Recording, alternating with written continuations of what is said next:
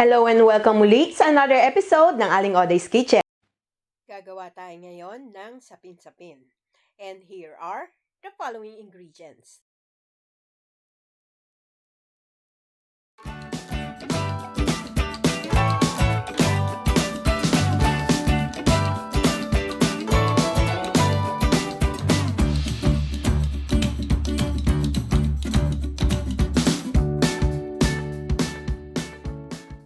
Ating first step dito sa isang malaking bowl, meron tayong 1.5 cup ng glutinous flour. I-add na natin yung 3/4 cups ng sugar at half a cup ng rice flour. I-mix lang natin tong ating dry ingredients.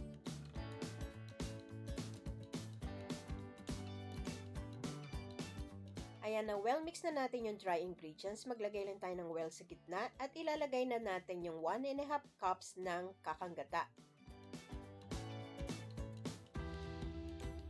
At ilalagay na rin natin yung half a cup ng condensed milk. And using a wire whisk, i-whisk natin to hanggang maging smooth and lump-free.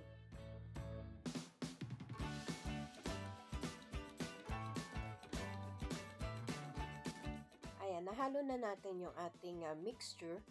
Kuha lang ako ng spatula at hahaluin natin sa gilid, pati dun sa ilalim, just in case na merong dumikit na mga buo-buong dry ingredient. Hahaluin ko ulit ito using a wire whisk hanggang sa maging smooth na yung ating butter.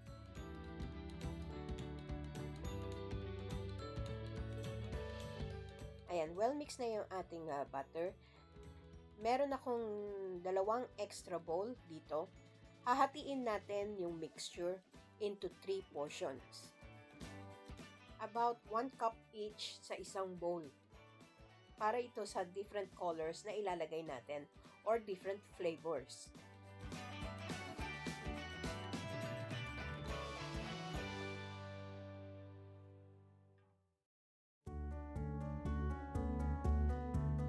Ayan, meron na akong 3 equal portions ng ating butter. Dito sa isang bowl, maglalagay lang ako ng a few drops ng ating ube flavoring. Optional lang ito. Pwede namang walang flavor. Pwedeng food color lang. Dito naman sa isang portion, naglagay ako ng mango flavor. About 1 teaspoon. Again, optional lang ito. Pwedeng food color lang. And lastly, dito sa ating white, naglagay lang ako ng pandan flavor. And then, hahaluin lang natin to individually hanggang maging even lang ang kulay ng ating butter.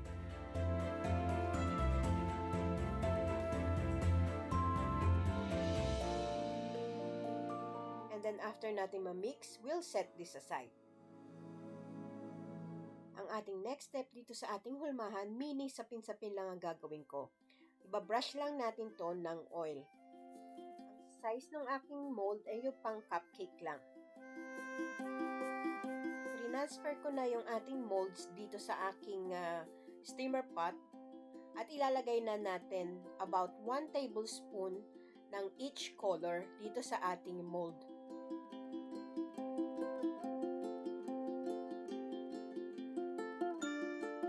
Gumawa ako ng different colors ng ating first layer at nagpainit na ako ng tubig dun sa ating steamer pot.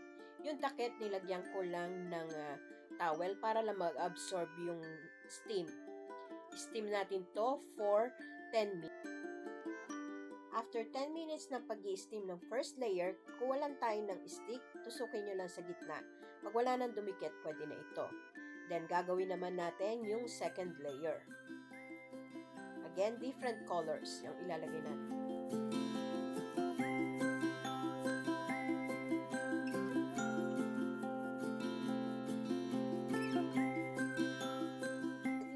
Second layer, steam uli natin to for another 10 minutes. And after 10 minutes, check uli natin, tusukin natin. Pag wala nang dumikit, pwede na ito. Lalagay naman natin yung third layer natin. Again, different colors ang ilalagay nyo.